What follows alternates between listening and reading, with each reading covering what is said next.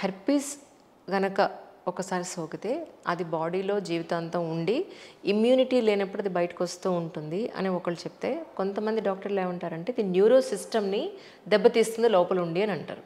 నిజానికి ఒక హెర్పీస్ అనే ఒక వైరస్ లోపల న్యూరో సిస్టమ్ని దెబ్బతీస్తుందండి? అట్లా అంటే ఇప్పుడు ఎన్సెఫలైటిస్ లాగా వస్తుందేమో కొంతమందికి, బ్రెయిన్ ఎఫెక్ట్ అయ్యి వాళ్ళు పూర్తి డౌన్ అయిపోతారు. సో వాళ్ళు మర్చిపోవడం, సీజర్స్, పూర్తిగా ఆల్టర్డ్ బిహేవియర్ అవన్నీ వస్తాయి. సో అప్పుడు హాస్పిటల్ అడ్మిట్ చేసి ట్రీట్ చేస్తాం మామూలుగా 14 days. ఓకే. ఐవీ యాంటీవైరల్ ఉంది దానికి. Only virus which is having treatment అంటే హెర్పిసే. సో మనం ఇచ్చేస్తాం, ట్రీట్మెంట్ ఇస్తాం. తర్వాత అంత ఫుల్గా అంతకు ముందులాగా ఉండకపోవచ్చు, కానీ పర్వాలేదు, కంట్రోల్లోనే ఉంటుంది. ఎందుకంటే హెర్పిస్ అనేది ఒక నర్వ్నే పట్టుకుంటుంది. అది జోస్టర్, అది హెర్పిస్ జోస్టర్. అంటే చికెన్ పాక్స్ లాగా చిన్నప్పుడు వస్తుంది కదా. ఓకే. అది ఏమవుతుందంటే మొత్తం బాడీ అంతా వస్తుంది కదా.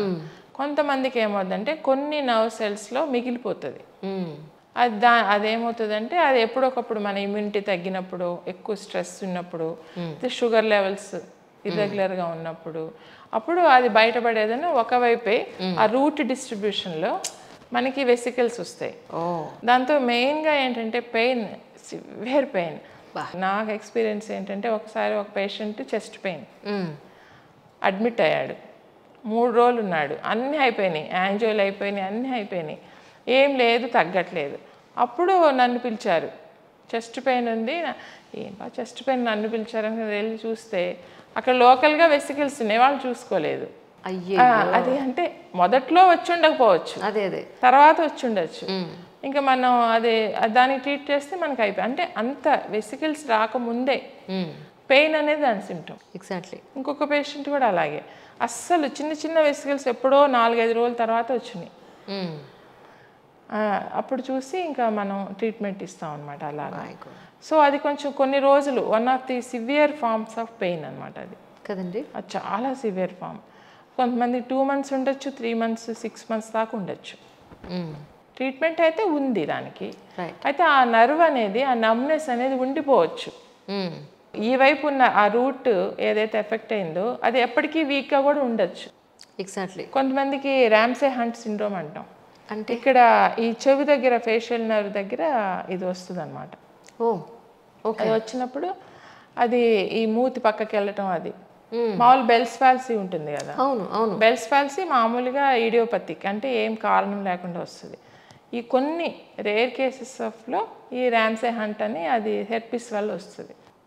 అది మూతి వంకర పోవటం, అది అట్లా వస్తుంది. మనం అందుకని ఈ బెల్స్ పాల్సీ వచ్చిన వాళ్ళందరికీ హెర్పిస్ జోస్టర్ ట్రీట్మెంట్ ఇస్తాం రొటీన్గా. ఈ హై బీపీ ఉన్న వాళ్ళకి, లేదు షుగర్ ఉన్న వాళ్ళకి నర్వ్స్ ఏ విధంగా దెబ్బతినే అవకాశం ఉంటుంది? వాళ్ళు ఎలాంటి కేర్ తీసుకోవాలి అంటే ఏం చెప్తారు? బేసిక్గా హై బీపీ ఉన్న వాళ్ళకి మనం బీపీ అనేది అందరూ చాలా ఏమనుకుంటారంటే అది అలవాటు అయిపోతుంది, బీపీ ట్యాబ్లెట్ వేసుకుంటే అలవాటు అయిపోతుంది అంటారు.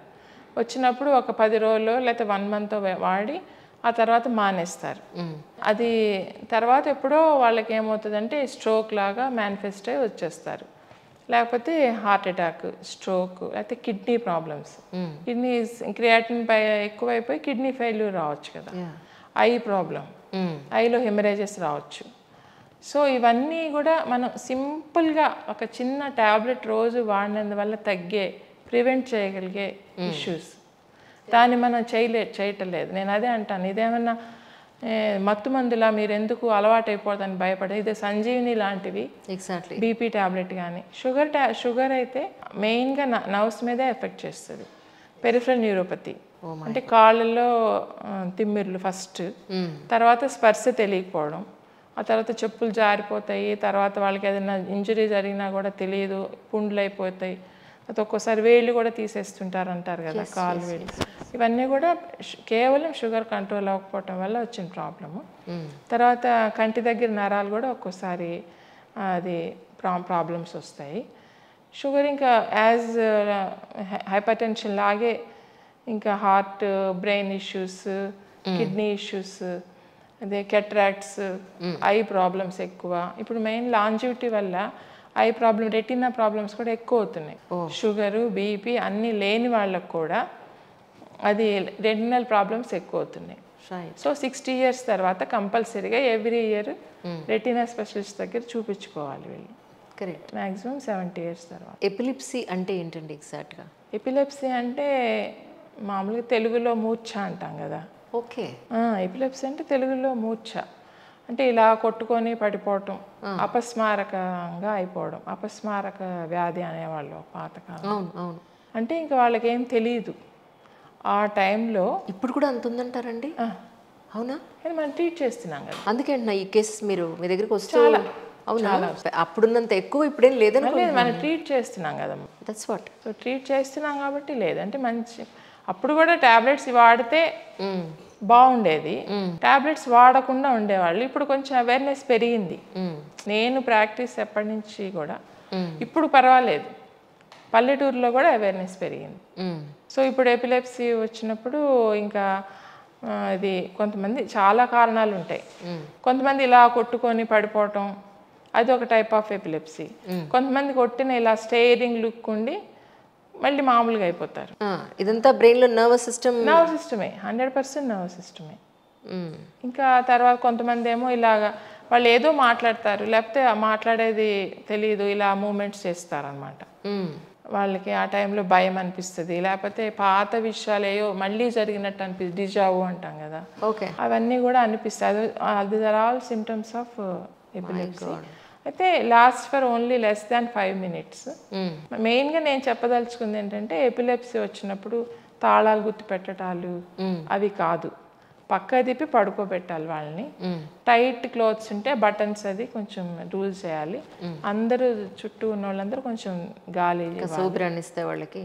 ఆ టైంలో ఏదైనా టాబ్లెట్లు వేయటం కానీ లేకపోతే ఏదైనా మంచినీళ్ళు ఇవ్వటం కానీ అవి ఏం చేయకూడదు.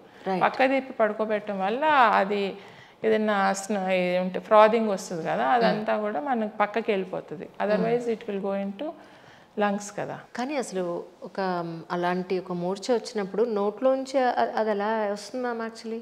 అంటే ఇప్పుడు మూర్ఛ అంటే ఏంటంటే అమ్మా, ఆ టైంలో బ్రెయిన్లో కొన్ని సెల్స్, కొంతమందికి ఏమో జనరలైజ్డ్ ఎపిలెప్సీ అంటాం, అంటే మొత్తం అన్ని సెల్స్ ఒకేసారి బాగా ఎక్కువ కొట్టుకుంటాయి. కొంతమందికి కొన్ని సెల్స్ ప్రాబ్లం ఉంటాయి.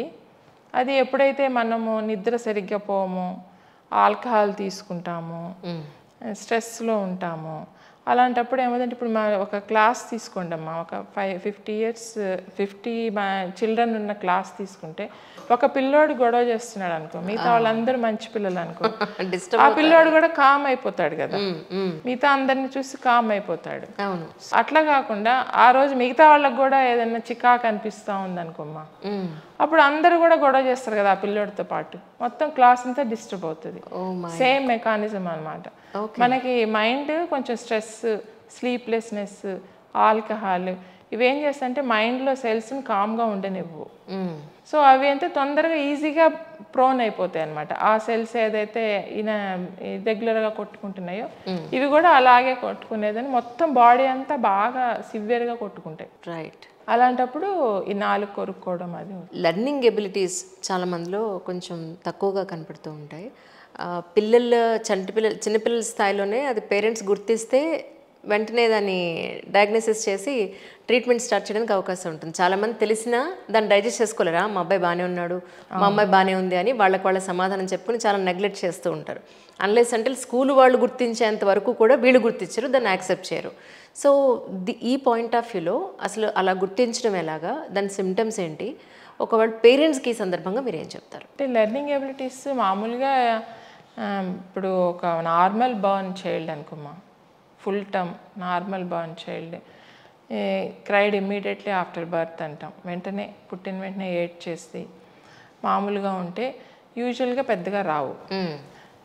ఎప్పుడు వస్తాయంటే వాళ్ళకు కూడా ఎప్పుడు వస్తాయంటే పేరెంట్స్ ఇద్దరికి ఏదైనా కన్సాంగ్వినిటీ అంటే అయిన సంబంధాల్లో చేసుకోవడం వల్ల, అయితే వాళ్ళకి ఏదైనా ప్రాబ్లమ్స్ ఉండి ఫ్యామిలీలో అది వీళ్ళకి ట్రాన్స్మిట్ అవటం వల్ల, లేకపోతే వీళ్ళదే ఏదైనా, అది కొంచెం రేరే.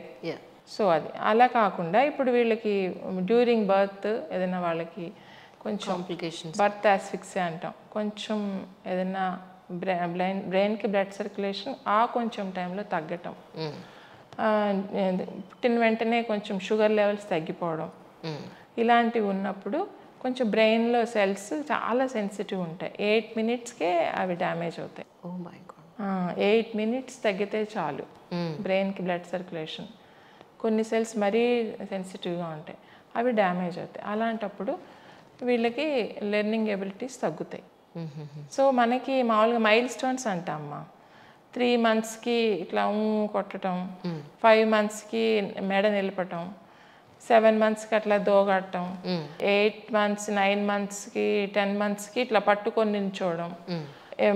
బై ది టైమ్ ఆఫ్ ఇది first birthday he should walk without support 2 to 3 steps.